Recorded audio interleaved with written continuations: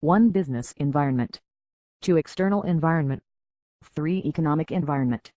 4. Political environment. 5. Social responsibility of business. 6. Government media business environment. 5. Chapter 1. Business environment. Q1. What is business environment? A and S. The term business environment is composed of two words equals business and equals environment. In simple terms, the state in which a person remains busy is known as business. The word business in its economic sense means human activities like production, extraction or purchase or sales of goods that are performed for earning profits. Q2. Define business environment. A and S. The elements or factors outside the business organization which directly affect it, such as the supply of raw materials and product demand. Q3. What are the features of business environment? A and S. Following the features of business environment. 1. Totality of external forces.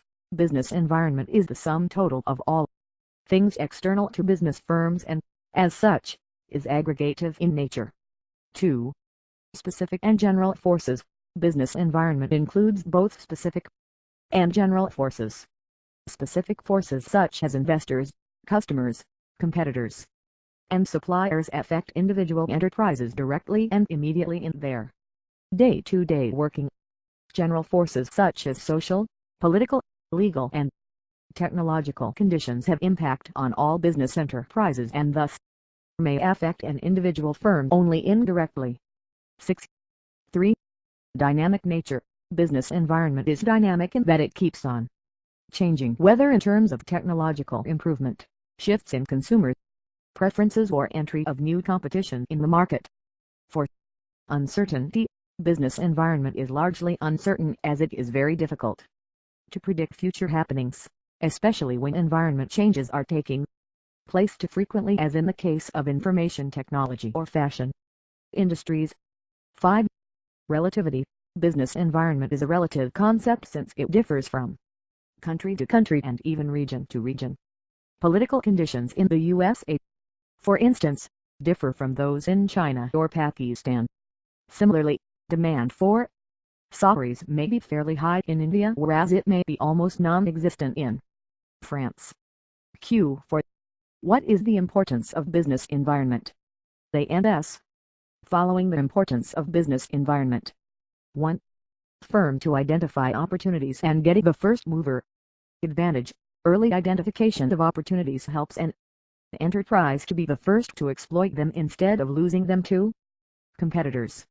For example, Maruti Dihog became the leader in the small car market because it was the first to recognize the need for small cars in India. Business environment. 7. 2. Firm to identify threats and early warning signals.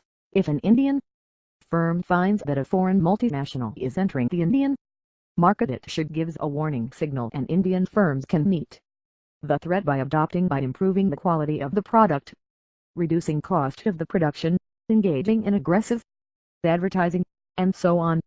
3. Coping with rapid changes. All sizes and all types of enterprises are facing increasingly dynamic environment. In order to effectively cope with these significant changes, managers must understand and examine the environment and develop suitable courses of action. For improving performance, the enterprises that continuously monitor their environment and adopt suitable business practices are the ones which not only improve their present performance but also continue to succeed in the market for longer period. Q5. What are the types of business environment? A and S. Business environment has two components. 1. Internal environment. 2. External environment. 1. Internal environment. It includes 5 milliseconds, i.e. man, material, money, machinery and management, usually within the control of business. Business can make changes in these factors according to the change in the functioning of enterprise. 8. 2. External environment. Those factors which are beyond the control of business enterprise are included in external environment. These factors are government and legal factors, geophysical factors, political factors, socio-cultural factors, demographical factors, etc. It is of two types. 1. Micro/operating environment. 2. Macro/general environment. Q6. Define micro and macro environment. A&S. 1. Micro/operating environment. The environment which is closed business and affects its capacity to work is known as micro or operating environment. It consists of suppliers, customers, market intermediaries, competitors and public. 1. Suppliers, they are the persons who supply raw material and required components to the company. They must be reliable and business must have multiple suppliers, i.e. they should not depend upon only one supplier. To customers, customers are regarded as the king of the market. Success of every business depends upon the level of their customers' satisfaction. Types of customers. I. Wholesalers. II. Retailers. III. Industries. IV. Government and other institutions. Business environment. 9. V. Foreigners. 3. Market intermediaries. They work as a link between business and final consumers. Types. I. Middleman. II. Marketing agencies. III. Financial intermediaries. IV. Physical intermediaries. For competitors, every move of the competitors affects the business. Business has to adjust itself according to the strategies of the competitors. 5. Public. Any group who has actual interest in business enterprise is termed as public, e.g. media and local public. They may be the users or non-users of the product. 2. Macro/general environment. It includes factors that create opportunities and threats to business units. Following are the elements of macro environment. 1. Economic environment. It is very complex and dynamic in nature that keeps on changing with the change in policies or political situations. It has 3 elements. By economic conditions of public. II. Economic policies of the country. III. Economic system. IV. Other economic factors, infrastructural facilities. 10. Banking, insurance companies, money markets, capital markets, etc. 2. Non-economic environment. Following that are included in non-economic environment. I. Political environment. It affects different business units extensively. Components. A. Political belief of government. B. Political strength of the country. C. Relation with other countries. D. Defense and military policies. E. Center-state relationship in the country. F. Thinking opposition parties towards business unit. II. Socio-cultural environment. Influence exercised by social and cultural factors, not within the control of business, is known as socio-cultural environment. These factors include attitude of people to work, family system, caste system, religion, education, marriage, etc.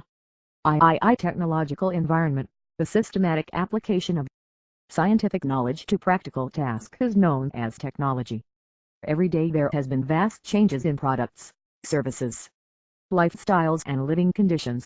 These changes must be analyzed by every business unit and should adapt these changes. Business environment. 11. IV. Natural environment. It includes natural resources, weather, climatic conditions, port facilities, topographical factors, such as soil, sea, rivers, rainfall, etc. Every business unit must look for these factors before choosing the location for their business. The demographic environment. It is a study of perspective of population, i.e. its size, standard of living, growth rate, age, sex, composition, family size, income level, upper level, middle level, and lower level, education level, etc. Every business unit must see these features of population and recognize their various need and produce accordingly. The international environment. It is particularly important for industries directly depending on import or exports. The factors that affect a business are globalization, liberalization, foreign business policies, cultural exchange. Multiple choice question. 1. In the PEST framework for environmental analysis, what does the letter E stand for? A. Ethical. B. Ecological. C. Educational. D. Economic. ANSD 12. 2. Analyzing processes of change in the business environment involves conceptualizing it as A. complex, B. static, C. dynamic, D. diverse, A and S. C. 3. Profit may be defined as A. The difference between total wage costs and total sales revenue, B. Total revenue from sales, C. The difference between total production costs and total sales revenue, D. The amount of money paid to shareholders as dividends. A and S. C. For what keyword can be used to describe a basic economic problem that all societies face? A. Selfishness, B. Greed, C. Inequality, D. Scarcity. A and S. D. 5. In which year was the national minimum wage NMW introduced in the UK? A. 1997, B. 1999, C. 2001, D. 2005. A and S. B. 6. What is a PLC? A. Public licensed company, B. Private licensed company, C. Private limited company, D. Public limited company. A and S. D. 7. What does the term third sector refer to? A. The high technology industries business environment. 13. B. The service sector, C. The voluntary sector, D. Small and medium-sized enterprises SMEs. A and S. C. 14. Chapter 2. External environment. Q1. Define the changing role of government structure of Indian economy. A and S. Economic roles of the government. 1. Regulation. 2. Promotion. 3. Planning. 4. Production. As a regulator, government world over made a body of laws and policies to assure that competition is at least maintained if not enhanced. The antitrust laws passed in different countries commit the government to preventing monopoly and maintaining competition. These laws are generally concerned with 6 specific areas: price discrimination, exclusive and tying contracts, interoperate stock holdings, interlocking directorates, mergers and trade practices that injure independent retailers and wholesalers. As promoter, promotional role of the government in a capitalist economy is determined by the limitations of the business. Since business firms are profit maximizers, they have business environment. 15. Virtually no interest in making investments in sectors where return is either small, because of long gestation periods of projects, quite uncertain. As planner, the government plays an important role as a planner, especially in developing countries. During the post-World War II period, many developing countries adopted economic planning for achieving higher growth rate and better standard of living. As producer, in most capitalistic countries, the bulk of production is done in the private sector. Small-scale manufacturing, commerce and agriculture are mostly in private hands, while large-scale manufacturing, mining and finance are under the control of transnational, domestically owned corporate and public sector enterprises. In developing countries, state-owned utilities provide electricity, gas and water. Public enterprises also play a significant role in transport and communications. In contrast, pattern of ownership differs substantially in different countries in mining and manufacturing. Q2. What are the types of international business environment? A and S. International business is different from domestic business because the environment changes when a firm crosses international borders. Typically, a firm understands its domestic environment quite well, but is less familiar with the environment in other countries and must invest more time and resources into understanding the new environment. The following consider some of the important aspects of the environment that change internationally. 16. The economic environment can be very different from one nation to another. Countries are often divided into 3 main categories: the more developed or industrialized, the less developed or third world, and the newly industrializing or emerging economies. Within each category there are major variations, but overall, the more developed countries are the rich countries, the less developed the poor ones, and the newly industrializing those moving from poorer to richer. These distinctions are usually made on the basis of gross domestic product per capita, GDP/capita. Better education, infrastructure, technology, healthcare, and so on, are also often associated with higher levels of economic development. In addition to level of economic development, Countries can be classified as free market, centrally planned, or mixed. Free market economies are those where government intervenes minimally in business activities, and market forces of supply and demand are allowed to determine production and prices. Centrally planned economies are those where the government determines production and prices based on forecasts of demand and desired levels of supply. Mixed economies are those where some activities are left to market forces and some, for national and individual welfare reasons, are government controlled. In the late 20th century there has been a substantial move to free market economies, but the People's Republic of China, the world's most populous country, along with a few others, remain largely centrally planned economies, and most countries maintain some government control of business activities. Clearly the level of economic activity combined with education, infrastructure, and so on, as well as the degree of government control of the economy, affect virtually all facets of doing business, and a firm needs to understand this environment if it is to operate successfully internationally. Business environment 17. The political environment refers to the type of government, the government relationship with business, and the political risk in a country doing business internationally thus implies dealing with different types of governments, relationships, and levels of risk. There are many different types of political systems, for example, multi-party democracies, one-party states, constitutional monarchies, dictatorships, military and non-military. Also, governments change in different ways, for example, by regular elections, occasional elections, death, coups, war. Government-business relationships also differ from country to country. Business may be viewed positively as the engine of growth, it may be viewed negatively as the exploiter of the workers, or somewhere in between as providing both benefits and drawbacks.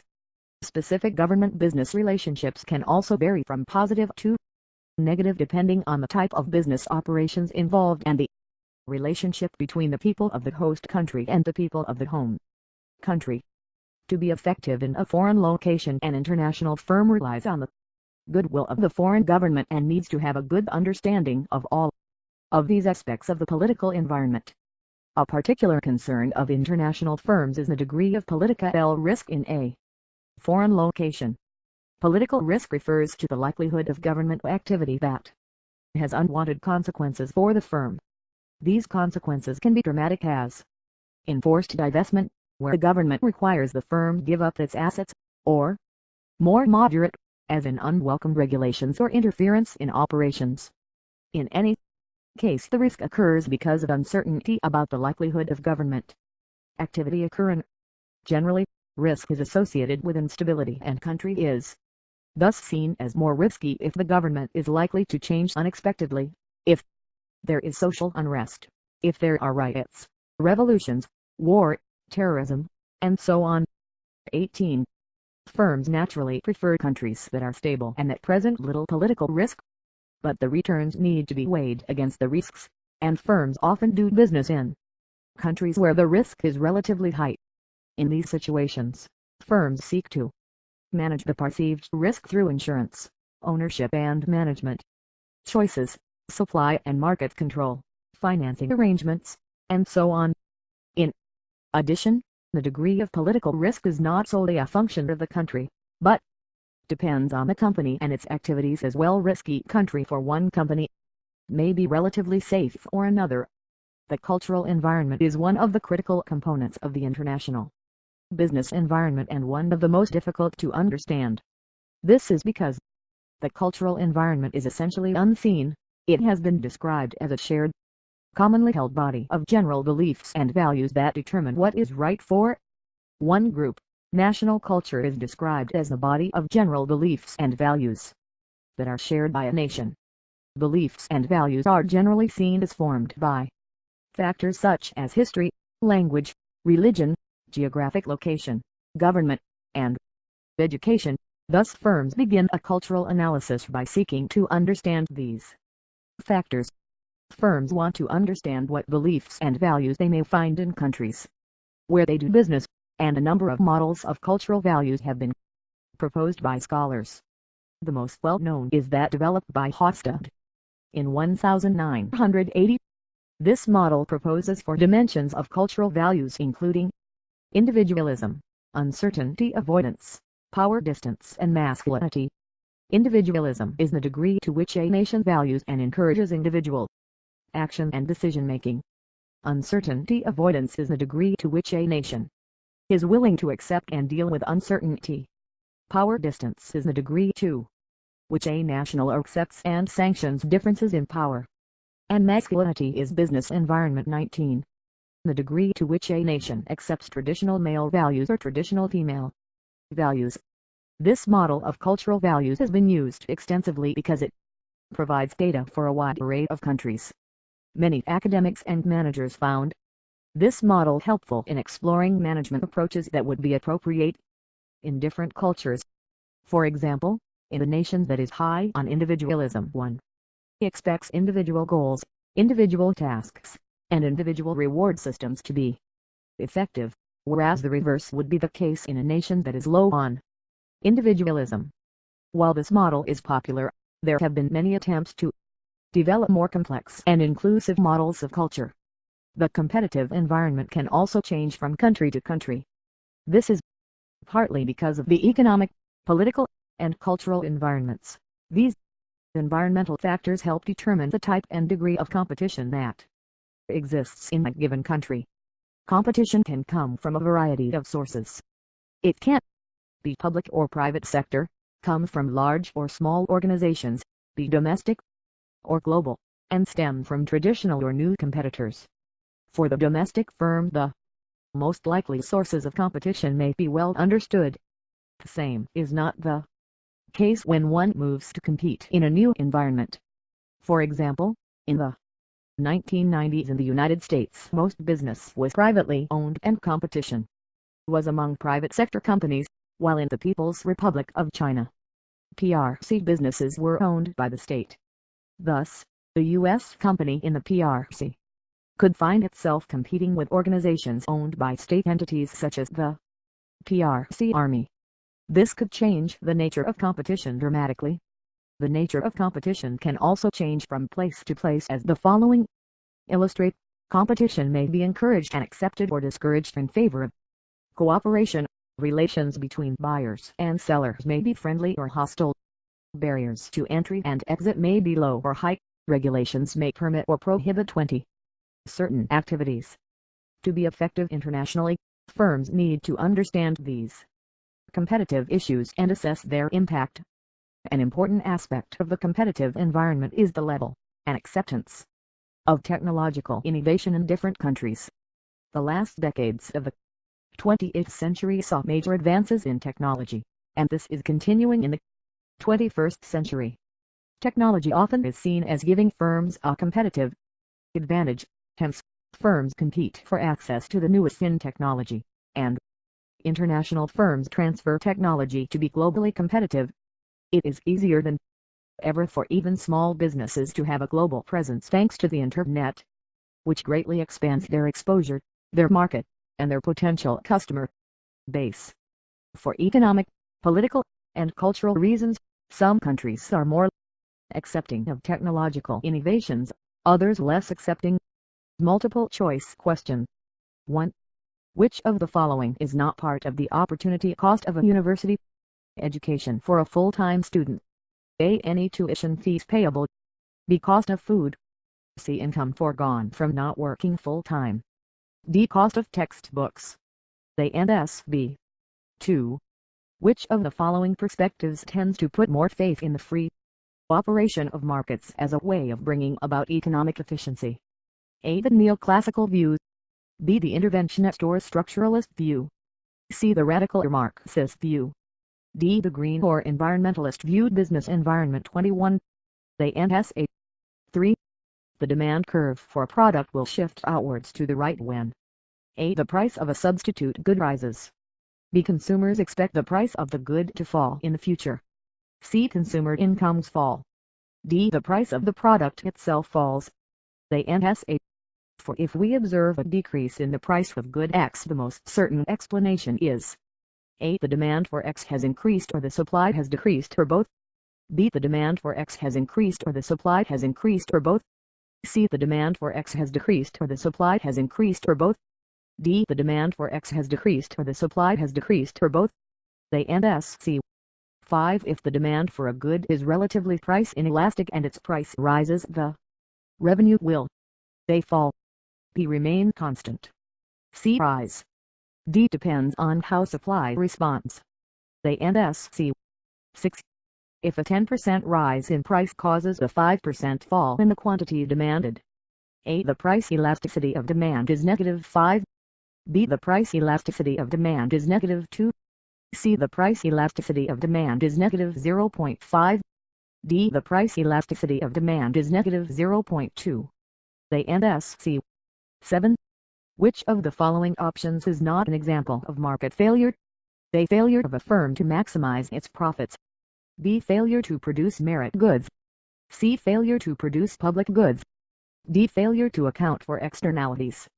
A and S. 22. Chapter 3. Economic Environment. Q1. What is economic environment? A and S.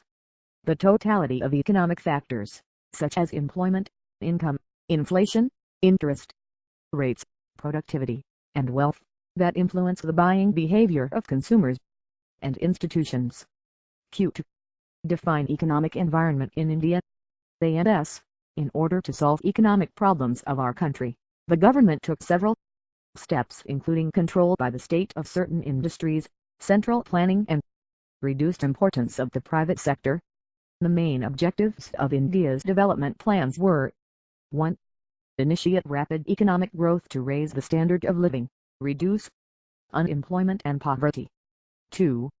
Become self-reliant and set up a strong industrial base with emphasis on heavy and basic industries. 3. Reduce inequalities of income and wealth. 4. Adopt a socialist pattern of development, based on equality and prevent exploitation of man by man. Business environment. 23. As a part of economic reforms, the Government of India announced the new industrial policy in July 1991. The broad features of this policy were as follows. 1. The government reduced the number of industries under compulsory licensing to 6. 2. Disinvestment was carried out in case of many public sector industrial enterprises. 3. Policy towards foreign capital was liberalized. The share of foreign equity participation was increased and in many activities 100% foreign direct investment FDI was permitted. 4. Automatic permission was now granted for technology agreements with foreign companies. 5. Foreign Investment Promotion Board (FIPB) was set up to promote and canalize foreign investment in India. Q3. What is liberalization? A and S. Liberalization is the economic reforms that were introduced were aimed at liberalizing the Indian business and industry from all unnecessary controls and restrictions. They indicate the end of the license permit quota raj.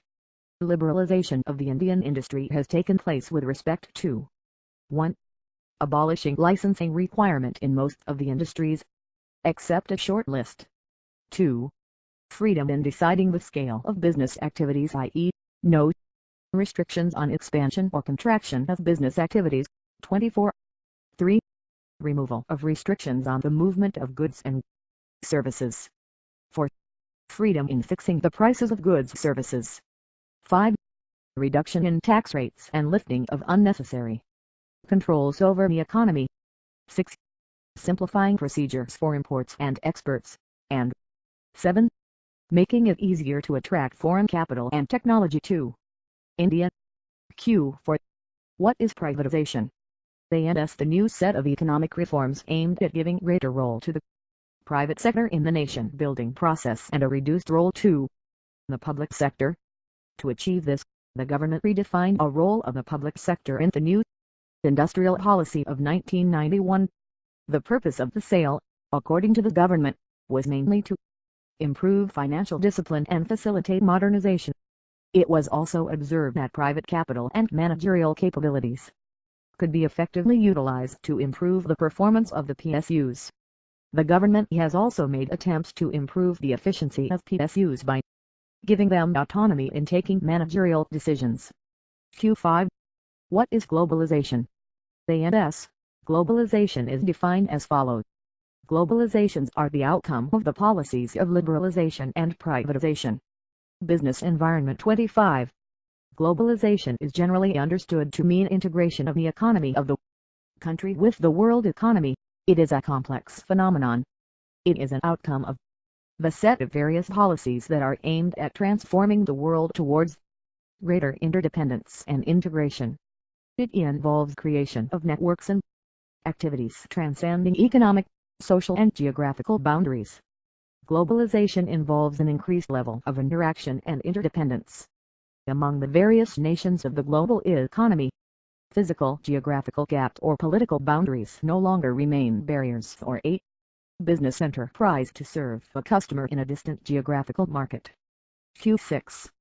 What are the impact of government policy changes on business and industry? A&S. The impact of government policy changes on business and industry are 1. Increasing competition. As a result of changes in the rules of industrial licensing and entry of foreign firms, competition for Indian firms has increased, especially in service industries like telecommunications, airlines, banking, insurance, etc., which were earlier in the public sector. 2. More demanding customers. Customers today have become more demanding because they are well informed. Increased competition in the market gives the customers wider choice in purchasing better quality of goods and services. 3. Rapidly changing technological environment. Increased competition forces the firms to develop new ways to survive and grow in the market. New technologies make it possible to improve machines, process, products and services. The rapidly changing technological environment creates tough challenges before smaller firms. 26. 4. Necessity for change.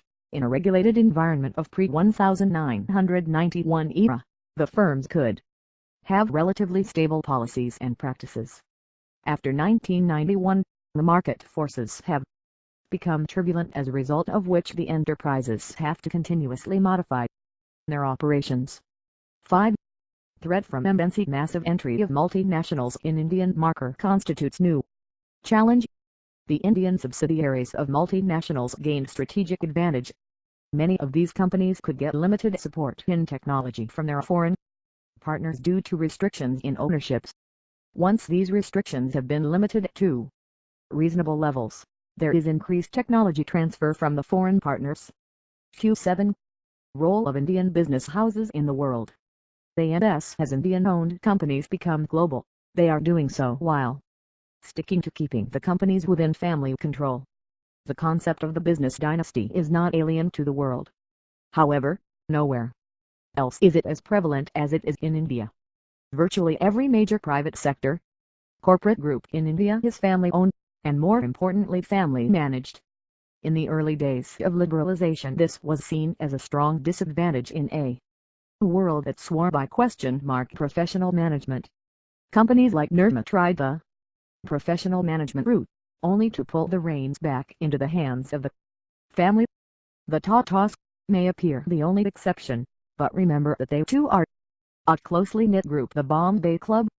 Essentially, in the Indian context, the separation between ownership and management is smaller than anywhere else in the world. This is a good thing as long as the owners are good managers too, and increasingly the Ambanis. Middle's Business Environment 27 and Tantis are proving to be so. Moreover, they have strong succession planning, usually within the family. The heirs get the best management education in the world, and are carefully nurtured to take over the reins when the time comes. Sounds like business dynasties.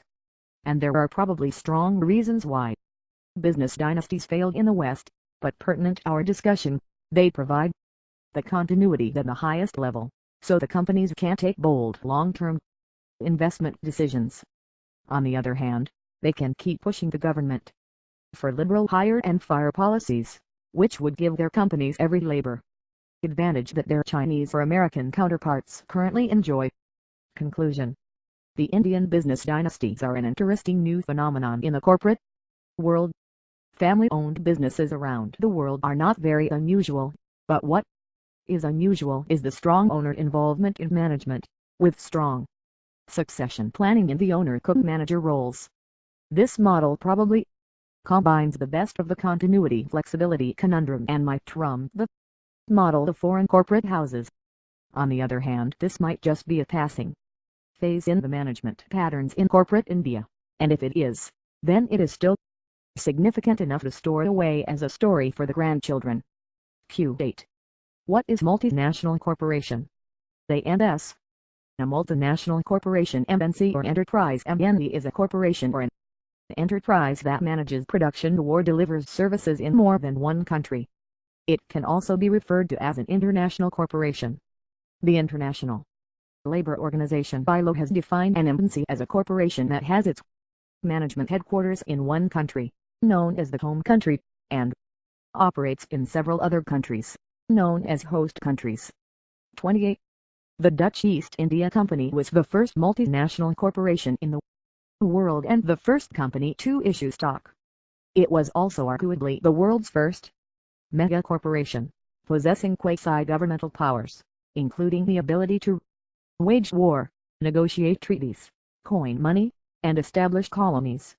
The first modern multinational corporation is generally thought to be the East India Company. Many corporations have offices, branches or manufacturing plants in different countries from where their original and main headquarters is located. Q9. Define the features of multinational corporation. A&S. The features of multinational corporation are: market imperfections, international power, tax competition, market withdrawal, lobbying, patents, culture, different methods of communication across different cultures, 7 methods of managing across cultures, advertisement in different countries, companies that adapted to foreign markets successfully, companies that failed to adapt to foreign culture, transnational corporations business environment. 29. Micro-multinationals, criticism of multinationals, references, external links. Q.10. What is foreign collaboration? A&S collaboration is working together to achieve a goal, but in its negative sense it is working as a traitor. It is a recursive process where 2 or more people or organizations work together to realize shared goals. This is more than the intersection of common goals seen in cooperative ventures, but a deep, collective determination to reach an identical objective, for example, an intriguing endeavor that is creative in nature by sharing knowledge, learning, and building consensus. Q11. What are types of economic system? A&S. Basic types of economic systems are: market economy, the basis for several hands-off systems, such as pure capitalism; mixed economy, a compromising system that incorporates some aspects of the market approach as well as some aspects of a planned approach; planned economy, the basis for several hands-on systems, such as state socialism; traditional economy, a generic term for older economic systems; participatory economics, a system where the production and distribution of goods is guided by public participation; gift economy, where an exchange is made without any explicit agreement for immediate or future rewards. 30. Barter economy, where goods and services are directly exchanged for other goods or services. Multiple choice question. 1. Macroeconomics is concerned with A. The study of the behavior of individual households and firms. B. The determination of the relative prices of particular goods and services. C. The knowledge and skills of workers in an economy. D. The study of the behavior and performance of the economy as a whole. A&S. D. 2. The main objectives of macroeconomic policy are: A. A high and stable level of employment. B. A low and stable rate of inflation. C. A stable and satisfactory rate of economic growth. D. All of the above. A&S. D. 3. Structural or mismatch in employment arises: A. When people find themselves temporarily between jobs in the labor market. B. Due to a deficiency of aggregate demand. C. When inflation is accelerating. D. When labor released from declining industries does not have the skills required to fill, or is not living in the location where there are existing job vacancies. A&S. D. 4. The full costs of increased unemployment entail: A loss of tax revenue for the authorities. B. Financial hardship experienced by the unemployed and their families. C. A range of potential social and political consequences. D. All of the above. A and S. D. 5. As inflation increases and becomes more volatile, resulting in greater uncertainty. A. The price system becomes less efficient as a coordinating mechanism. Business environment. 31. B. Investment by firms is likely to increase. C. International competitiveness is likely to improve. D. Consumption by households is likely to increase. A and S. 8. 6. When outflows to the unemployment pool are greater than inflows, the level of unemployment will A. Rise. B. Fall. C. Remain unchanged. D. Rise initially and then fall. A and S. B. 32. Chapter 4. Political environment. Q1. What is political environment? A and S. The political environment of a company includes national and international political factors which can affect its operations. These factors are called political, as they principally emanate from the actions of governments which can be at a local or foreign level. This category also includes the methods of thinking and beliefs of all natures which can influence the behavior of governments and citizens opposing the company without them emanating directly from a government. Example: nationalism. Q2. What is a political system and what are their types? A and S. A political system is a system of politics and government. It is usually compared to the legal system, economic system, cultural system, and other social systems. It is different from them, and can be generally defined on a spectrum from left, e.g. communism, to the right, e.g. fascism. However, this is a very simplified view of a much more complex system of categories involving the views, who should have authority, how religious questions should be handled, and what the government's influence on its people and economy should be. Basic forms of political systems are: the following are examples of political systems, some of which are typically mutually exclusive, e.g. monarchy and republic, while others may or may not. Business environment. 33. Overlap in various combinations, e.g. democracy and Westminster system, democracy and socialism, anarchism ruled by all/no one, democracy ruled by majority, monarchy ruled by monarch. Monarchies are one of the oldest political systems known, developing from tribal structure with one person the absolute ruler.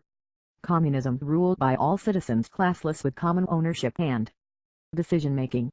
Meritocracy ruled by best. Technocracy ruled by scientists/intellectuals. Republic ruled by law. The first recorded republic was in India in the 6th century BC/BCE. Sultanates ruled by Taliban. Islamic political structure combining aspects of monarchy and theocracy. Islamic democracy ruled by majority in Islamic context, and Islamic and democratic political structure, which combines aspects of theocracy as the framework and democracy as the decision-making method under Islam's ethical system. Iran's constitution is based on such a system. Theocracy ruled by representative of God. Westminster system ruled by republic and representative democracy through parliament. Feudalism ruled by lord/king. Q3. Explain economic development in political system. A and S. It is compared capitalist and socialist countries in measures of the physical quality of life, PQL, taking into account the level of economic development. The 34 World Bank was the principal source of statistical data for 123 countries, 97% of the world's population. PQL variables included indicators of health services, and nutrition, infant mortality rate, child death rate, life expectancy, population per physician, population per nursing person, and daily per capita calorie supply, measures of education, adult literacy rate, enrollment in secondary education, and enrollment in higher education, and a composite PQL index. Capitalist countries fell across the entire range of economic development measured by gross national product per capita, while the socialist countries appeared at the low income, lower middle income, and upper middle income levels. All PQL measures improved as economic development increased. In 28 of 30 comparisons between countries at similar levels of economic development, socialist countries showed more favorable PQL outcomes. Multiple choice questions. 1. Productivity is measured by A. The growth in output of a firm. B. The growth in profits of a firm. C. Total output/total input. D. Total amount of investment in capital goods. A and S. C. 2. What is meant by the term economies of scale? A. That big firms will always be more efficient than small ones. B. That big firms can always invest more than small ones and so can spend more on resource and development. C. That bigger economies will always perform better than smaller ones. D. That as markets grow in size, businesses can adapt production techniques to meet increased demand and in the process lower average costs. A and S. D. Business Environment 35. 3. Which of the following factors did Adam Smith feel were key to explaining economic growth? A. Accumulation of physical capital. B. Technological progress. C. Specialization and free trade. D. All of the above. A and S. D. For the division of labor refers to A. The differences in skill levels between workers. B. That if production can be broken down into specific tasks with workers specializing in each task, then productivity can be increased as each worker can become more efficient in their particular task. C. That there is a division between the workers in a business and its owners. D. That for profits to be generated it is important that business owners are separate from the labor force. A and S. B. 5. What is human capital? A. The development of robots in industry. B. The rise of information technology. C. The skills and abilities of humans to learn. D. Technological ideas of people. A and S. C.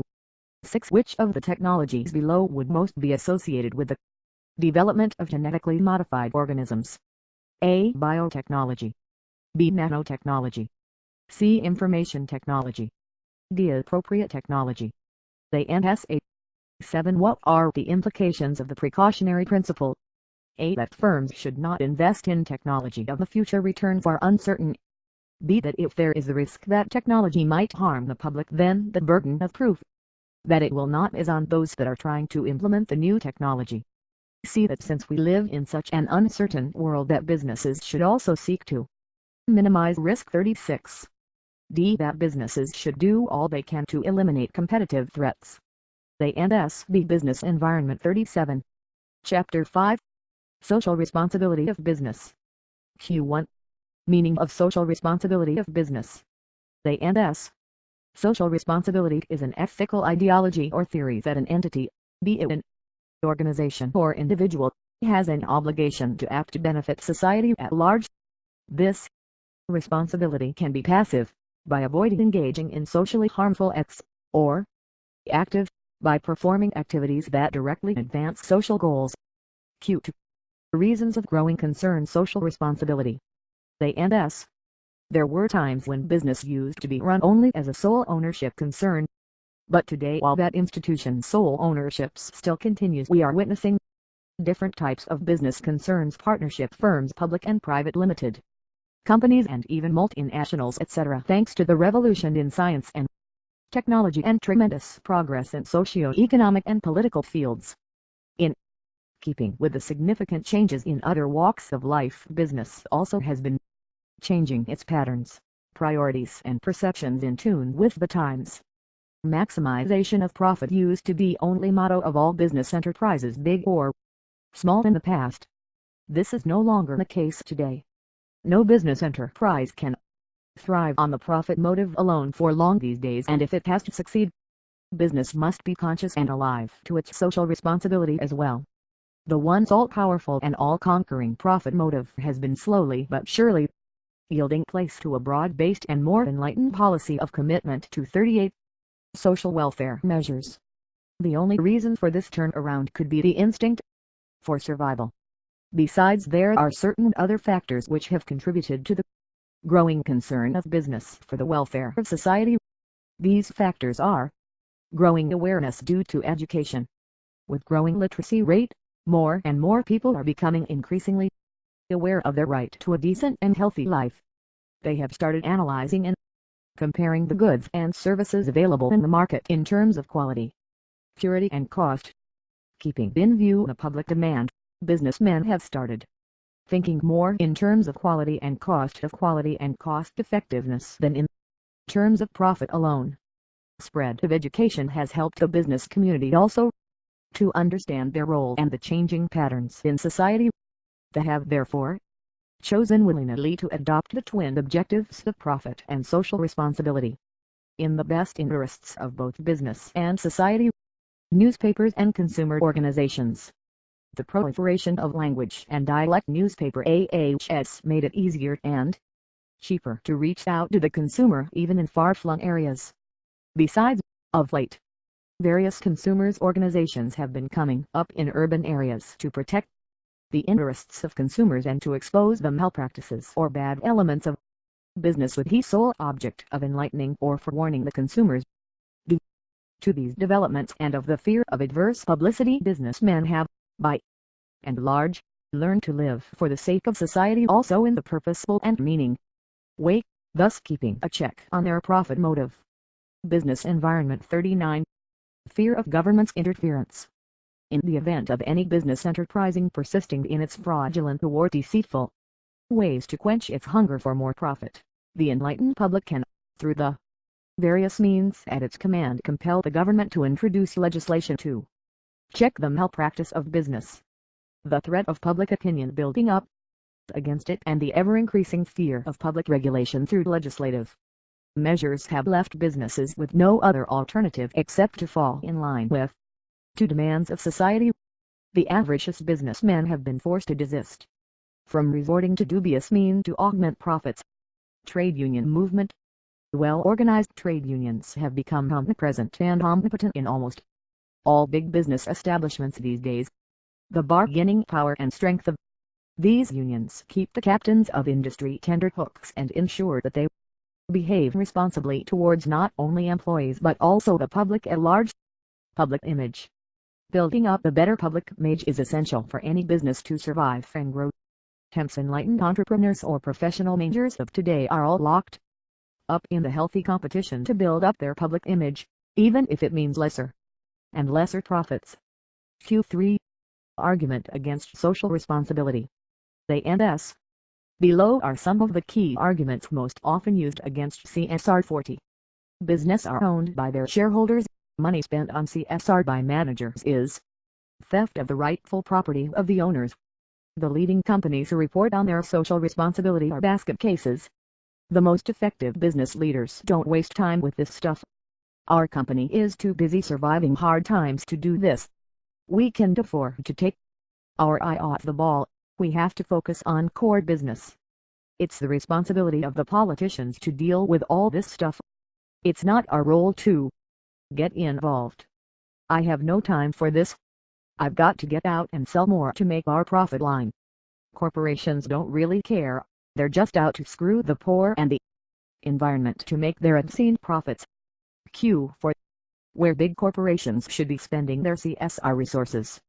A&S corporate social responsibility. CSR is a widely used term in business circle at present.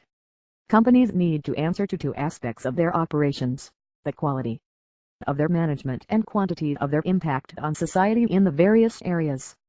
Baker, N.D.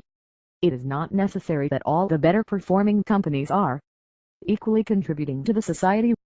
Business environment 41.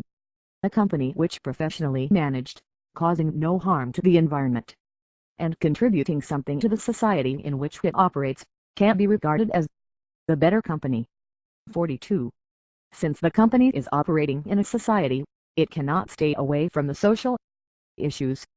The society provides both customers and resources to fulfill the business objectives of the corporate companies. An important aspect of CSR is how enterprises interact with their internal and external stakeholders, employees, customers, neighbors, non-governmental organizations, public authorities, etc. Any problems occurred in the society can affect the organization as well, and hence the well-being of the society is the responsibility of the organization also. Since the companies are utilizing immense resources of the society, they should take the responsibility of serving them as well. Q5. Give arguments in favor for social responsibility. A&S. Favor of CSR. Business environment 43. 1. Potential business benefits. The scale and nature of the benefits of CSR for an organization can vary, depending on the nature of the enterprise, and are difficult to quantify, though.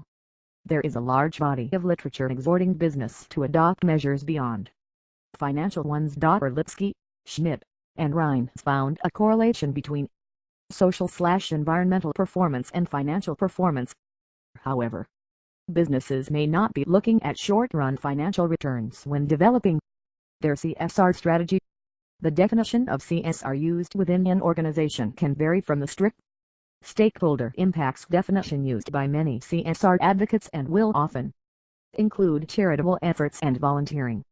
CSR may be based within the human resources, business development or public relations departments of an organization, or may be given a separate unit reporting to the CEO or in some cases directly to the board. Some companies may implement CSR-type values without a clearly defined team or programmer.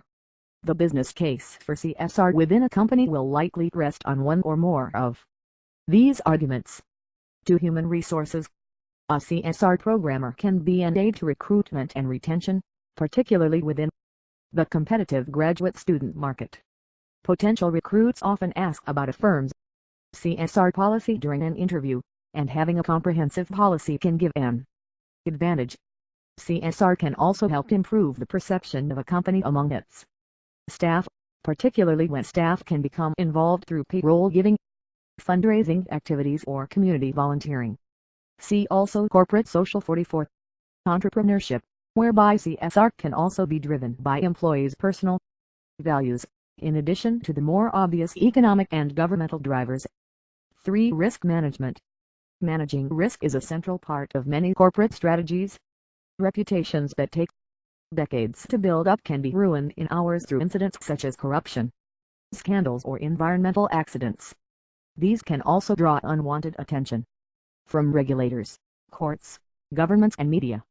Building a genuine culture of doing the right thing within a corporation can offset these risks. 4. Brand differentiation. In crowded marketplaces, companies strive for a unique selling proposition that can separate them from the competition in the minds of consumers. CSR can play a role in building customer loyalty based on distinctive ethical values. Several major brands, such as the Cooperative Group, The Body Shop and American Apparel, are built on ethical values. Business service organizations can benefit too from building a reputation for integrity and best practice. 5. License to operate. Corporations are keen to avoid interference in their business through taxation or regulations. By taking substantive voluntary steps, they can persuade governments and the wider public that they are taking issues such as health and safety, diversity, or the environment seriously as good corporate citizens with respect to labor standards and impacts on the environment. Business Environment 45. Q6. What is business ethics? A&S.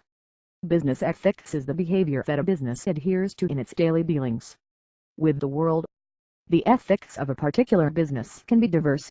They apply not only to how the business interacts with the world at large, but also to their one-on-one dealing with a single customer. Q7. What are the sources of ethical standards? A&S. 5 sources of ethical standards.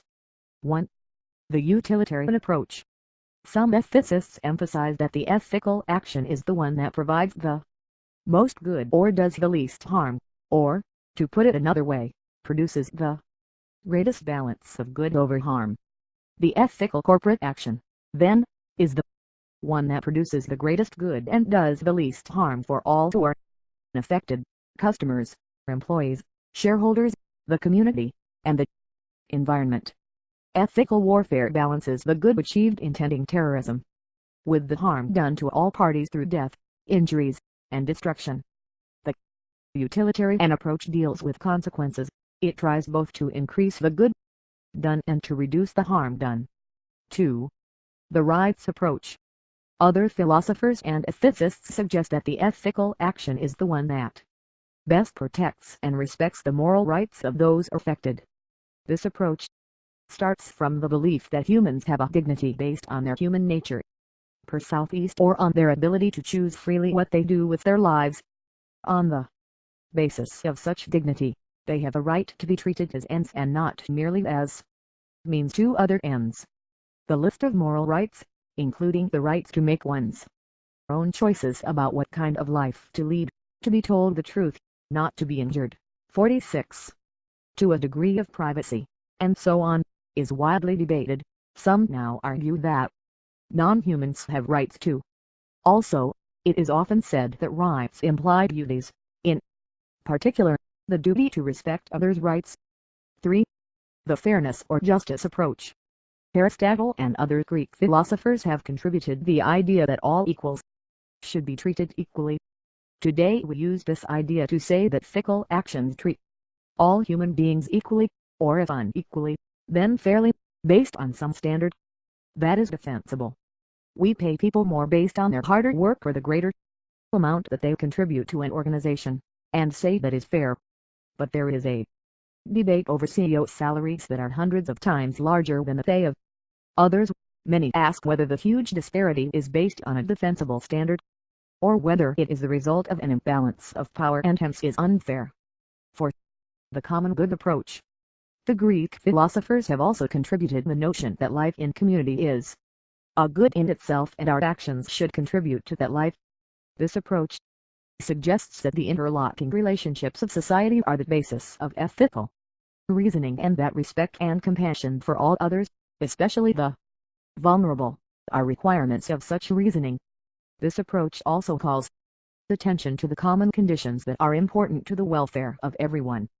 This may be a system of laws, effective police and fire departments, healthcare, the public educational system, or even public recreation areas. 5. The virtue approach. The very ancient approach to ethics is that ethical actions ought to be consistent with certain ideal virtues that provide for the full development of our humanity. These virtues are dispositions and habits that enable us to act according to the highest potential of our character and on behalf of values like truth and beauty. Business environment 47. Honesty, courage, compassion, generosity, tolerance, love, fidelity, integrity, fairness, self-control, and prudence are all examples of virtues. Virtue ethics asks of any action, what kind of person will I become if I do this? Or is this action consistent with my acting at my best? Q8. What are the factors governing business ethics? They and S. Major factors are identification of stakeholders of the business and their rights and responsibilities. The stakeholders generally include customers, employees, shareholders or owners, suppliers, other business partners, government and other statutory organizations, and general public. Importance of profit and other similar motives of the business and its managers in relation to the importance of morality, honesty and other similar values. The extent of responsibility of business for specific areas of responsibility to community in general. Among others it includes environmental protection, equality and fairness in dealing with people among all stakeholder groups, product quality and reliability, and abetting corruption, personal value system and belief of the managers and owners of the business, impact of ethical behavior on short-term and long-term business performance and prospects. Q.9 What is value? They and S. An amount, as of goods, services, or money, considered to be a fair and suitable equivalent for something else, the fair price for return. The principle, standard, or quality considered worthwhile or desirable. The speech was of summons back to the patrician values of restraint and responsibility. 48. Q10.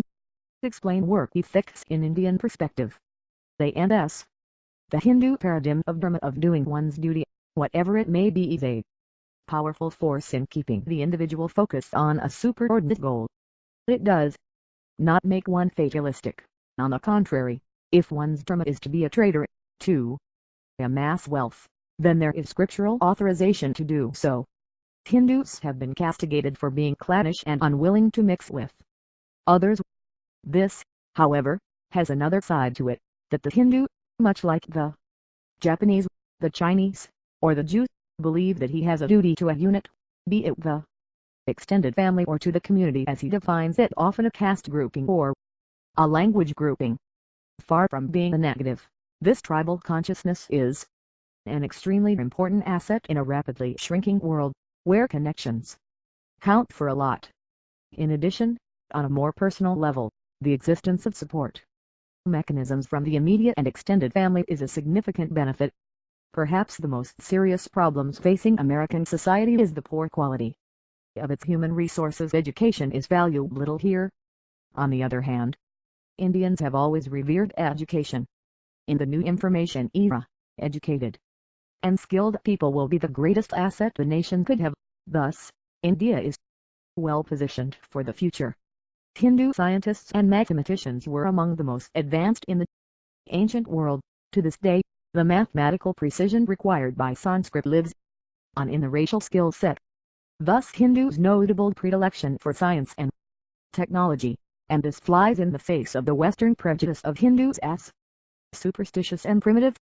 To manipulate complex financial and technical information, Indian brain power will be in much demand in the future. Business environment 49. Indians have tremendous entrepreneurial skills. Even in India, with liberalization, a large number of people have started their own small businesses.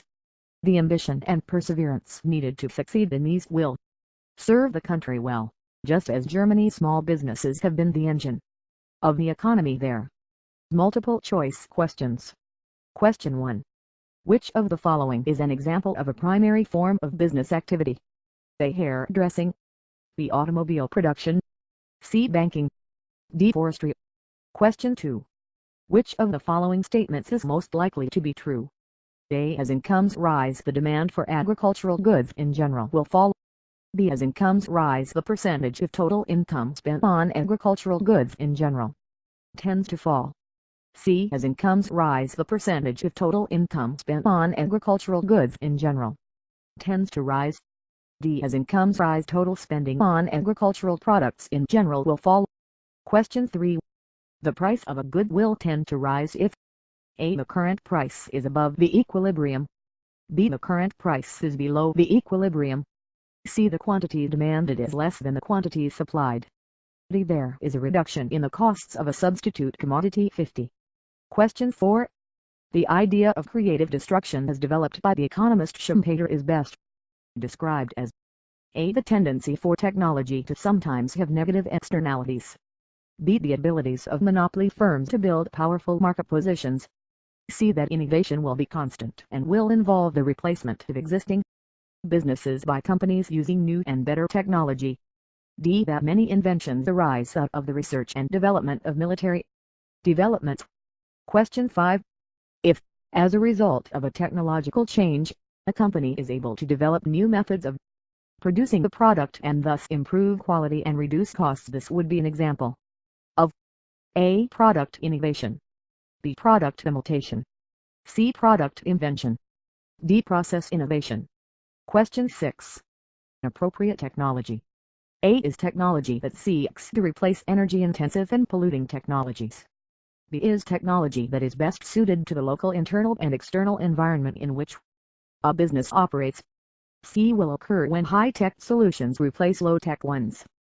D is when one business copies the technology that has been developed by another. Business Environment 51. Chapter 6. Government of India. Q1. What do you mean by commercial banking? A&S. An institution which accepts deposits, makes business loans, and offers related services. Commercial banks also allow for a variety of deposit accounts, such as checking, savings, and time deposit. These institutions are run to make a profit and owned by a group of individuals, yet some may be members of the Federal Reserve System. While commercial banks offer services to individuals, they are primarily concerned with receiving deposits and lending to businesses. Q2. Define the functions of commercial banking. A&S. The functions of commercial banking are 1. Primary or principal function. 2. Secondary or ancillary function. 1. Primary or principal function. 52. Primary or principal functions of a commercial bank is 3 types. Acceptance of deposit, lending, Investment. The acceptance of deposit. An important function of commercial banks is to attract deposit from the public. Those people who have cash account and want their safety, they deposit that amount of banks. Commercial banks accept deposits every class and source, and take responsibility to repay the deposit in the same currency whenever they are demanded by depositors. Lending. Another function of commercial banks is to make loans and advance out of the deposit received in various forms. Bank apply the accumulated public deposits to productive uses by way of loans and advances, overdraft and cash credits against approved securities. See investment. Nowadays commercial banks are also involved in investment. Generally investment means long-term and medium-term investments. 2. Secondary or ancillary functions. Secondary or ancillary functions of commercial banks are two types. A. Agency services. 1. Collection and payment of checks. 2. Standing instruction. 3. Acting as correspondents for collecting of bills, electricity, gas, WASA, telephone etc. 5. Purchase and sales of stocks/share act as a banker. 2. Issue business environment 53. B. Miscellaneous for general services. 1. Safe custody, daily. 2. Lockers trustee. 3. Remittance facilities DD, TT, IMT and PO. 4. Advisory services. 5. Providing credit reports. 6. Opening L/C. 7. Demand in Forex/Traverse check only authorized dealer branches. 8. Complete service in foreign trade. 9. Other services, debit card, credit card, online banking SMS banking. 10. Creation of credit, a multiplier effect. Deposit creates credit and credit creates deposits, derivative deposit. Q3. Explain a role of banks in economic development in India. The foundation for building a broad base of agricultural credits to occur was laid by the report of the All India Rural Credit Survey AIRCs of 1954. The provision of cultivator credit in 1951-52 was less than 11% for commercial banks. In the report it was observed that agricultural credit fell short of the right quantities, was not of the right type, did not fit the right purpose and often failed to go to the right people. With a view to give an impetus to commercial banks, particularly in the sphere of investment credit, the nationalization of the Imperial Bank of India and its redesignation as the State Bank of India (SBI) was recommended. Growth in outreach 1951-91. From the position prevalent in 1951-52, commercial banks came a long way with substantial spread of 30 to 224 branches in rural and semi-urban areas comprising 68% of their total outlets as on March 31, 1991. The outstanding deposits of 54 such branches that are 67,855 crore as on the same date constituted around 35% of their total deposits, while loans outstanding that are 43,797 crore comprise 36% of outstanding credit. The agricultural advances of the commercial banking system aggregated Rs. 16,687 crore and constituted 14% of total advances in March 1991. The rural and semi-urban branches of commercial banks covered 17.6 crore deposit accounts while the number of loan accounts serviced aggregated 3.7 crore. Growth during 1991-92 to 2003-04. The period since 1991 to 92 has seen a fairly rapid expansion of credit to agriculture. Available data indicate that the flow of credit to agriculture by commercial banks and RBs taken together increased to Rs. 60,022 crore in 2003-04. This implies a compounded annual growth rate of 22.2%. In fact, as compared with commercial banks including RBs, the flow of credit from the cooperative sector was much slower through this period. The compounded annual growth rate of credit for agriculture from cooperative institutions was only 13.7%. Further, the proportion of agriculture credit to total credit came down because of the rapid growth in non-agricultural credit. The government took some major initiatives during the period to boost agriculture production and productivity through enhanced credit flow and by way of building agricultural infrastructure. particularly irrigation and connectivity in rural areas. Special Agricultural Credit Plan (SACP) was introduced by RBI for public sector commercial banks in 1994 to 95. Credit growth for agriculture and allied business environment 55. Sectors under this caption reflected a CAGR of 36.45% during 2001-02 to 2005-06. SACP has since been extended to private sector commercial banks from 2005-06. The SHG Bank Linkage Program was started as a pilot project by NABARD. In 1992, it led to the evolution of a set of RBI-approved guidelines to banks to enable SHGs to transact with banks. Initially there was slow progress in the program. Up to 1999 as only 32,995 groups were credit-linked during the period 1992 to 1999. Since then the program has been growing rapidly and the cumulative number of SHGs financed increased from 4.61 lakhs on 31 March 2002 to 10.73 lakhs on March 31, 2004 and further to 29.25 lakh groups as on March 31, 2007.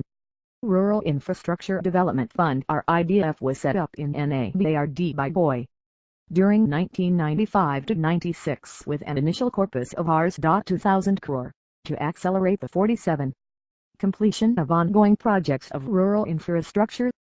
Banks which did not fulfill the priority sector credit requirement and agriculture credit mandate were required to contribute to this fund. The fund has been strengthened every year with additional allocations in the union budget. A large number of irrigation and rural connectivity projects could get completed under RIDF. RBI scaled down its contribution to the rural credit funds with NABARD to a token amount of Rs. 1 crore per annum since 1993 to 94. However, to enable 56 NABARD to have reasonably strong leverage for accessing market funds, the share capital of NABARD was strengthened and increased to Rs. 2,000 crore, paid up from Rs. 100 crore at the time of its formation in 1982. Contributions to enhance share capital have come from BOI and RBI. By prudent funds management, the institution has also built a strong base of reserves and has been using it in its business operations judiciously to keep lending rates to rural financial institutions at significantly lower than market costs. Developments post-2003-04. Since 2003-04, there has been a substantial increase in the flow of credit to agriculture through commercial banks. Disbursements have increased from Rs. 52,441 crore in 2003-04 to Rs. 116,447 crore in 2005-06, reaching an annual growth of 43% each year. As envisaged in the BOI's strategy for doubling of credit, 95 lakh new farmers have been brought under the institutional fold and 1,383 agri-clinics opened. Commercial banks have also played a major role in the promotion of the SHG bank linkage movement with more than 11.88 lakh groups being linked to banks for provision of credit. Reforms in the commercial banking system include removal of procedural and transactional bottlenecks, including elimination of service area approach, reducing margins, redefining overdue to coincide with crop cycles, new debt restructuring policies, one-time settlement and relief measures for farmers indebted to non-institutional sources. The task ahead. Business environment 57. Commercial banks are now slowly coming to appreciate the business potential in financial inclusion and also the need for better involvement. RRBs who are expected to function with the social heart of cooperatives and financial acumen of commercial banks have a significant role to play in financial inclusion, especially in the post-amalgamation scenario. The vast postal network, leveraging on their immense outreach, could also be an effective vehicle for purveying financial services. While there is evidence that commercial banks have been cognizant of their social responsibility in regard to small farmers, their focus on marginal and sub-marginal farmers, tenants, sharecroppers, rural lessees and non-cultivator households, this the very poor and disadvantaged sectors has been found. In the circumstances, there is a need to evolve conscious strategies for providing easier access to affordable credit to the marginal, submarginal and other disadvantaged groups in the rural sector. Such strategies should combine using a variety of delivery channels, intermediaries and IT solutions apart from the traditional brick-and-mortar branch network. Q4. Explain the evolution and progress of banking in India. A&S post-independence. The partition of India in 1947 adversely impacted the economies of Punjab and West Bengal, paralyzing banking activities for months. India's independence marked the end of the regime of the laissez-faire for the Indian banking. The Government of India initiated measures to play an active role in the economic life of the nation, and the industrial policy resolution adopted by the government in 1948 envisaged a mixed economy. This resulted into greater 58 involvement of the state in different segments of the economy including banking and finance. The major steps to regulate banking included the Reserve Bank of India, India's central banking authority, was nationalized on January 1, 1949 under the terms of the Reserve Bank of India Transfer to Public Ownership Act, 1948 RBI, 2005b. In 1949, the Banking Regulation Act was enacted which empowered the Reserve Bank of India RBI to regulate, control, and inspect the banks in India. The Banking Regulation Act also provided that no new bank or branch of an existing bank could be opened without a license from the RBI, and no two banks could have common directors. Nationalization. Despite the provisions, control and regulations of Reserve Bank of India, banks in India except the State Bank of India or SBI, continued to be owned and operated by private persons. By the 1960s, the Indian banking industry had become an important tool to facilitate the development of the Indian economy. At the same time, it had emerged as a large employer, and a debate had ensued about the nationalization of the banking industry. Indira Gandhi, then Prime Minister of India, expressed the intention of the Government of India in the annual conference of the All India Congress meeting in a paper entitled Straight Thoughts on Bank Nationalization. The meeting received the paper with enthusiasm. Thereafter, her move was swift and sudden. The Government of India issued an ordinance and nationalized the 14 largest commercial banks with effect from the midnight of July 19, 1969. Jyothi Prakash Narayan, the national leader of India, described the step as a masterstroke of political sagacity. Within 2 weeks of Business Environment 59, the issue of the ordinance, the Parliament passed the Banking Companies Acquisition and Transfer of Undertaking Bill, and it received the presidential approval on August 9, 1969. Banks nationalization in India. Newspaper clipping. Times of India. July 20, 1969. A second dose of nationalization of 6 more commercial banks followed in 1980. The stated reason for the nationalization was to give the government more control of credit delivery. With the second dose of nationalization, the Government of India controlled around 91% of the banking business of India. Later on, in the year 1993, the government merged New Bank of India with Punjab National Bank. It was the only merger between nationalized banks and resulted in the reduction of the number of nationalized banks from 20 to 19. After this, until the 1990s, the nationalized banks grew at a pace of around 4%, closer to the average growth rate of the Indian economy. Q5. What is the structure of commercial banking? A&S.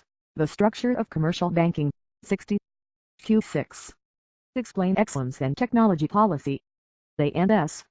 EXIM policy contains various policy-related decisions taken by the government in the sphere of foreign trade, i.e. with respect to imports and exports from the country and more especially export promotion measures, policies and procedures related thereto. Trade policy is prepared and announced by the Central Government Ministry of Commerce. India's export-import policy, also known as foreign trade policy, in general, aims at developing export potential, improving business environment. 61. Export performance. encouraging foreign trade and creating favorable balance of payments position. Q.7 Define government policy regarding small sector enterprise. A&S, policy objectives. 1. Platinum. Jawaharlal Nehru laid the foundations of modern India. His vision and determination have left a lasting impression on every facet of national endeavor since independence. It is due to his initiative that India now has a strong and diversified industrial base and is a major industrial nation of the world. The goals and objectives set out for the nation by Point Nehru on the eve of independence, namely, the rapid agricultural and industrial development of our country, rapid expansion of opportunities for gainful employment, progressive reduction of social and economic disparities, removal of poverty and attainment of self-reliance, remain as valid today as at the time Pandit Nehru first set them out before the nation. Any industrial policy must contribute to the realization of these goals and objectives at an accelerated pace. The present statement of industrial policy is inspired by these very concerns, and represents a renewed initiative towards consolidating the gains of national reconstruction at this crucial stage. 2. In 1948, immediately after independence, government introduced the Industrial Policy Resolution. This outlined the approach to industrial growth and development. It emphasized the importance to the economy of securing a continuous increase in production and ensuring its equitable distribution. After the adoption of the Constitution and the socio-economic goals, the industrial policy was comprehensively revised and adopted in 1956. To meet new challenges, from time to time, it was modified through statements in 1973, 1977 and 1980. 62. 3. The Industrial Policy Resolution of 1948 was followed by the Industrial Policy Resolution of 1956, which had as its objective the acceleration of the rate of economic growth and the speeding up of industrialization as a means of achieving the socialist pattern of society. In 1956, capital was scarce and the base of entrepreneurship not strong enough. Hence, the 1956 Industrial Policy Resolution gave primacy to the role of the state to assume a predominant and direct responsibility for industrial development. 4. The Industrial Policy Statement of 1973, inter alia, identified high priority industries where investment from large industrial houses and foreign companies would be permitted. 5. The Industrial Policy Statement of 1977 laid emphasis on decentralization and on a role of small-scale, tiny and cottage industries. 6. The Industrial Policy Statement of 1980 focused attention on the need for promoting competition in the domestic market, technological upgradation and modernization. The policy laid the foundation for an increasingly competitive export-based and for encouraging foreign investment in high-technology areas. This found expression in the Sixth Five-Year Plan, which bore the distinctive stamp of SMT. Indira Gandhi. It was SMT Indira Gandhi who emphasized the need for productivity to be the central concern in all economic and production activities. 7. These policies created a climate for rapid industrial growth in the country. 8. The Seventh Plan recognized the need to consolidate on these strengths and to take initiatives to prepare Indian industry to respond effectively to the emerging challenges. A number of policy and procedural changes were introduced in 1985 Business Environment 63 and 1986 under the leadership of Rajiv Gandhi aimed at increasing productivity, reducing costs and improving quality. 9. Government is pledged to launching a reinvigorated struggle for social and economic justice, to end poverty and unemployment and to build a modern, democratic, socialist, prosperous and forward-looking India. Such a society can be built if India grows as part of the world economy and not in isolation. 10. While government will continue to follow the policy of self-reliance, there would be greater emphasis placed on building up our ability to pay for imports through our own foreign exchange earnings. 11. Government will continue to pursue the sound policy framework encompassing encouragement of entrepreneurship, development of indigenous technology, through investment in research and development, bringing in new technology, dismantling of the regulatory system, development of the capital markets and increasing competitiveness for the benefit of the common man. The spread of industrialization to backward areas of the country will be actively promoted through appropriate incentives, institutions and infrastructure investments. 12. Government will provide enhanced support to the small-scale sector so that it flourishes in an environment of economic efficiency and continuous technological upgradation. 13. Foreign investment and technology collaboration will be welcomed to obtain higher technology, to increase exports and to expand the production base. 64. 14. Government will endeavor to abolish the monopoly of any sector or any individual enterprise in any field of manufacture, except on strategic or military considerations, and open all manufacturing activity to competition. 15. Government will fully protect the interests of labor, enhance their welfare, and equip them in all respects to deal with the inevitability of technological change. 16. Government will continue to visualize new horizons.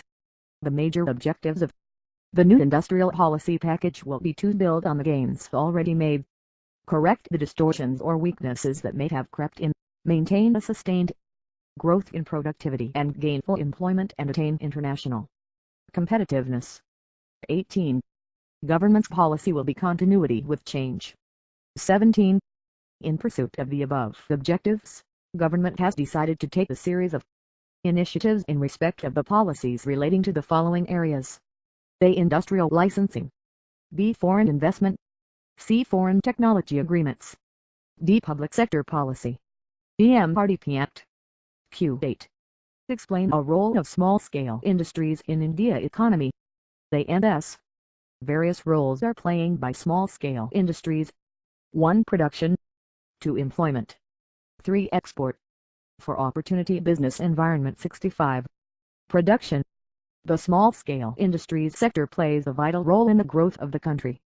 It contributes almost 40% of the gross industrial value added in the Indian economy.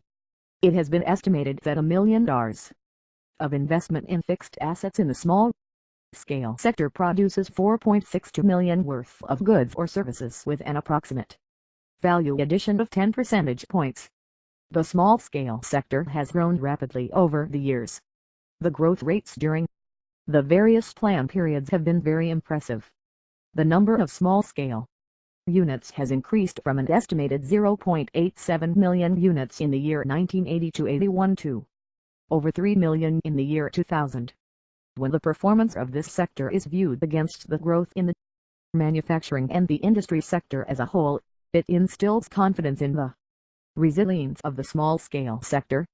Year target achievement: 1991 to 92 3.03.1, 1992 to 93 5.05.6, 1993 to 94 7.07.1, 1994 to 95 9.1 10.1, 1995 to 96 9.1 11.4, 1996 to 97 9.1 11.3, 1997 to 98 8.43, 1998 to 99 7.7, 1999 to 00 8.16, 2000 to 01 P 8.90, P projected April-December, target not fixed at constant prices.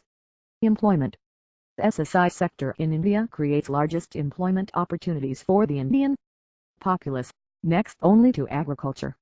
It has been estimated that 100,000 rupees of 66 investment in fixed assets in the small-scale sector generates employment for 4 persons.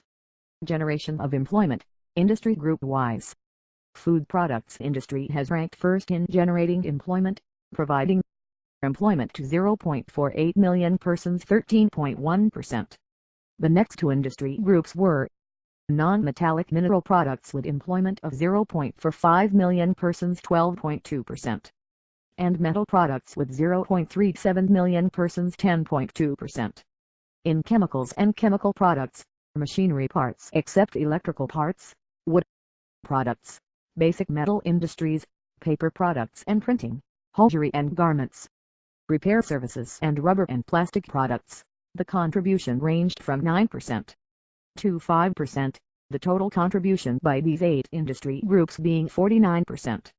In all other industries the contribution was less than 5%. Export. The SSI sector plays a major role in India's present export performance. 45 to 50% of the Indian exports is contributed by SSI sector. Direct exports from the SSI sector account for nearly 35% of total exports. Besides direct exports, it is estimated that small-scale industrial units contribute around 15% to exports. Indirectly, this takes place through merchant exporters, trading houses and export houses. They may also be in the form of export orders from large units or the production of parts and components for use for finished exportable goods. It would surprise many to know that non-traditional products account for more than 95% of the SSI exports. The exports from SSI sector have been clocking excellent growth rates in this decade. It has been mostly fueled by the performance of garments, leather and gems and jewelers units from this sector. The product groups where the SSI sector dominates in exports are sports goods, ready-made garments, woolen garments and knitwear, plastic products, processed food and leather products. Business environment 67. Opportunity. The opportunities in the small-scale sector are enormous due to the following factors.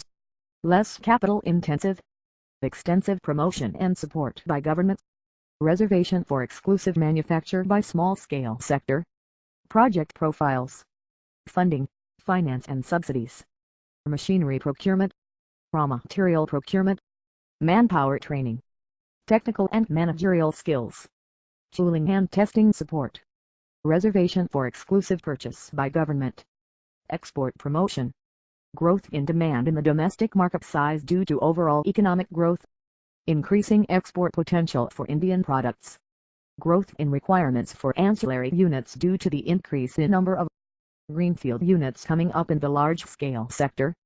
Small industry sector has performed exceedingly well and enabled our country to achieve the wide measure of industrial growth and diversification. Multiple choice question. Question 1. The idea that consumers are in charge of the economic system because their preferences drive business decisions about what to produce is referred to as A. Consumer activism, B. Consumer sovereignty, C. Consumerism, D. Consumer therapy. 68. Question 2. A multinational corporation MNC is defined by A. Carrying out production in more than one country, B. Having sales in more than one country, C. Having a multi-ethnic workforce, D. Having suppliers in more than one country. Question 3. In SWOT analysis the O stands for A. Obstacles, B. Opportunities, C. Openings, D. Objections. Question 4. If the economy is operating at its full capacity or potential GDP, following the decline in business confidence, A. Investment is likely to fall and unemployment is likely to increase. B. Investment and employment are likely to remain unchanged. C. Firms are likely to increase their investment in new plant and machinery. D. None of the above. Question 5. According to the original Phillips curve, as unemployment falls, A. Inflation decreases, B. Inflation remains unchanged, C. Inflation increases, D. Output falls. Business environment 69. Question 6. The natural rate of unemployment can be reduced by A. Increasing aggregate demand via expansionary fiscal and monetary policies, B. Introducing various supply-side initiatives designed to improve the structure and functioning of the labor market, C. Increasing aggregate demand via expansionary fiscal and monetary policies, and introducing various supply-side initiatives designed to improve the structure and functioning of the labor market. D. None of the above. Question 7. The UK's inflation target in 2010 was A. I%, B. 1 to 2%, C. 2 to 3%, D. 2%. 70. Key terms. Business environment. Environment of a business means the external forces influencing the business decisions. They can be forces of economic, social, political and technological factors. These factors are outside the control of the business. The business can do little to change them. Topography. It is the description of the physical features of a place. It describes configuration of the ground, its altitude, slope, aspect, etc. It affects vegetation through climate, soil formation processes, soil moisture, soil nutrients, etc. Topographic factors can be classified into configuration of land surface, altitude, slope, aspect and exposure. Cultural exchange. Cultural exchange contributes to mutual understanding between societies and peoples. Understanding other cultures can prevent prejudice and hate. Cultural exchange also enriches our own lives by inspiring new forms of artistic expression and providing fresh insights that broaden our horizons. Cultural exchange and activities can exercise a more powerful influence than military task forces or political delegations. Financial intermediaries. It is the process performed by banks of taking in funds from a depositor and then lending them out to a borrower. The banking business thrives on the financial intermediation abilities of financial institutions that allow them to lend out money at relatively high rates of interest while receiving money on deposit at relatively low rates of interest. Business environment 71. Economic factors. It is the set of fundamental information that affects the business or an investment's value. Various economic factors need to be taken into account when determining the current and expected future value of a business or investment portfolio. For a business, key economic factors include labor costs, interest rates, government policy, taxes and management. Regulation. 1. General principle or rule employed in controlling, directing, or managing an activity, organization, or system. 2. Law, rule based on and meant to carry out a specific piece of legislation such as for the protection of environment. Regulations are enforced usually by a regulatory agency formed or mandated to carry out the purpose or provisions of legislation. Promotion. It is an activity, such as a sale or advertising campaign, designed to increase visibility or sales of a product. It elevates the position of an employee in the hierarchy. Technical progress function. It is an economic relation which seeks to explain changes in the level of economic output in terms of the level of technical progress, rather than looking at economic growth as a form of efficiently allocating inputs. The technical progress function explains economic growth in terms of investment in technological progress. Capitalism. It is an economic system in which investment in and ownership of the means of production, distribution, and exchange of wealth is made and maintained chiefly by private individuals or corporations, especially as contrasted to cooperatively or state-owned means of wealth. 72. Socialism. This is an economic system which is based on cooperation rather than competition and which utilizes centralized planning and distribution. Economic activity and production especially are adjusted to meet human needs and economic demands. Production for useful goods and services are produced specifically for their usefulness. Value-added tax. VAT is a sales tax collected by the government of the state in which the final consumer is located, which is the government of destination state on consumer expenditure. The mechanism of VAT is such that, for goods that are imported and consumed in a particular state, the first seller pays the first point tax, and the next seller pays tax only on the value addition done. Doctrine of social responsibility. The doctrine of social responsibility holds that individuals and organizations should advance the interests of society at large. They can do this by abstaining from harmful actions and by performing socially beneficial acts. Although the doctrine of social responsibility applies to people and organizations, much of the discussion focuses on business and the extent to which social responsibility should influence business decisions. Corporate governance. Corporate governance refers to the set of systems, principles and processes by which a company is governed. They provide the guidelines as to how the company can be directed or controlled such that it can fulfill its goals and objectives in a manner that adds to the value of the company and is also beneficial for all stakeholders in the long term. Stakeholders in this case would include everyone ranging from the board of directors, management, shareholders to customers, employees and society. The management of the business environment. 73. Company hence assumes a role of a trustee for all the others. Bank.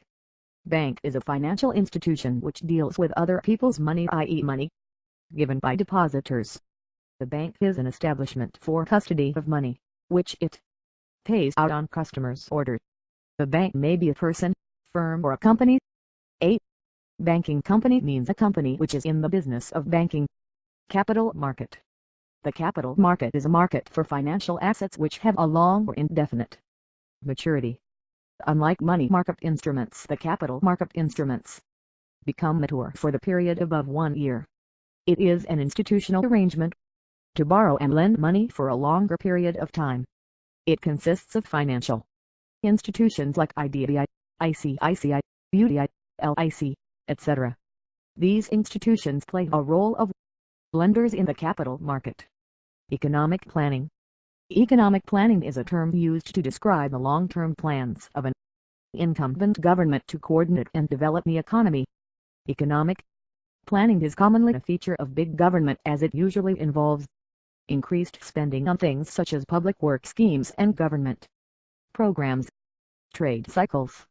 The alternating periods of expansion and contraction in the economic activity has been called business cycles or trade cycles. The period of high income, high output and high employment is called as the period of expansion, upswing or prosperity. The period of low income, low output and low employment is called as the period of contraction, recession, downswing or depression. 74. Social motives. Social motives are when people do or give things because they feel they have a sense of responsibility to their community. People with social motives may have endured racial discrimination, poverty or may want to live in a selfless way. Economic objectives. The meaning and measurement of the economic objectives. Price stability. Economic growth. Full employment. External stability. Efficiency in resource allocation, and equity in personal income distribution. Environment and ecology. Ecology is the scientific study of the relationships that living organisms have with each other and with their natural environment. Ecosystems are composed of dynamically interacting parts including organisms, the communities they make up, and the non-living components of their environment. Well-being of society. The Well-being Index measures objectively changes over time in a nation's standards of living, including the way we use our time and balance work-family responsibilities. It also includes more subjective measures of civic participation and community vitality, the social capital that binds a nation together under the principle of a shared destiny. Business operations. Business operations are those ongoing recurring cyclic activities involved in the running of a business for the purpose of producing value for the stakeholders. Business environment. 75. They are contrasted with project management. Business change managers are responsible for bridging the gap between the projects and business operations, and consists of business processes. The outcome of business operations is the harvesting of value from assets owned by a business. Assets can be either physical or intangible. Foreign direct investment. An investment made by a company or entity based in one country into a company or entity based in another country. Foreign direct investments differ substantially from indirect investments such as portfolio flows, wherein overseas institutions invest in equities listed on a nation's stock exchange. Entities making direct investments typically have a significant degree of influence and control over the company into which the investment is made. Open economies with skilled workforces and good growth prospects tend to attract larger amounts of foreign direct investment than closed, highly regulated economies. Greenfield investment. This is a form of foreign direct investment where a parent company starts a new venture in a foreign country by constructing new operational facilities from the ground up. In addition to building new facilities, most parent companies also create new long-term jobs in the foreign country by hiring new employees. This is opposite to a brownfield investment. Portfolio investment. This is the investment in securities that is intended for financial gain only and does not create a lasting interest in or effective management control over an enterprise. Investment in an assortment or range of securities, or other types of investment vehicles, to spread the risk of possible loss due to below expectations. Performance of one or a few of them. See also direct investment, FII investment. Foreign institutional investors, non-resident Indians, and persons of Indian origin are allowed to invest in the primary and secondary capital markets in India through the Portfolio Investment Scheme. Under this scheme, FII/NRI 76 can acquire shares/debentures of Indian companies through the stock exchanges in India. Customer Relations Assistant. General knowledge and awareness, current affairs, economy, culture, history, geography, natural resources and environment of India, with special focus on Rajasthan. General science, acids, bases and salts, chemical reactions, metals and non-metals, carbon compounds, periodic classification of elements, life processes, control and coordination in animals and plants, reproduction, heredity and evolution, electric current, potential difference and electric current, magnetic effects of current, reflection of light, refraction of light through prism, work, force, nuclear physics, natural resources and environment. Quantitative aptitude, ratio and proportion, percentages and averages, profit and loss, speed and distance, time and work, LCM and HCF, simple and compound interest. Logical ability and reasoning, data interpretation, Venn diagram, inductive logic, puzzles, coding and decoding, number series, blood relations, arrangements, computer awareness, input and output devices, latest trends in IT, computer networks, operating system, mail and internet, MS Office. English comprehension, passage in English with questions. In English only. Hindi comprehension, comprehension passage in Hindi with questions in Hindi only.